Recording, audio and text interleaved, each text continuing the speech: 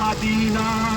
ওই মাটিটা ওই সময় ওই খোদা প্রেমিক আল্লাহর বান্দাটাকে যা দিয়েছিলেন, উত্তর দিয়েছিলেন, ও আল্লাহর পাগল, শুনে রেখে দিন, শুনে রেখে দিন, আমি মাটি ছাড়া অন্য কোনো জিনিস না।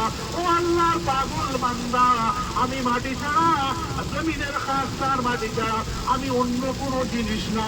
শুনে রেখে দিন, আমি দীর্ঘদিন গোলাপ গাছের গোড়ায় থাকা ধরনেতে আমার উপর দিয়ে গোলাপের খুশবুটা 24টা ঘন্টা বয়ে যায়, বয়ে যেয়ে আল্লাহ পাক আমার ভিতরেতে আমার উপর দিয়ে গোলাপের খুশবু বয়ে বয়ে আমার ভিতরে আমার আল্লাহ তাআলা গোলাপের খুশবু দান করে দেবেন। সুবহানাল্লাহ।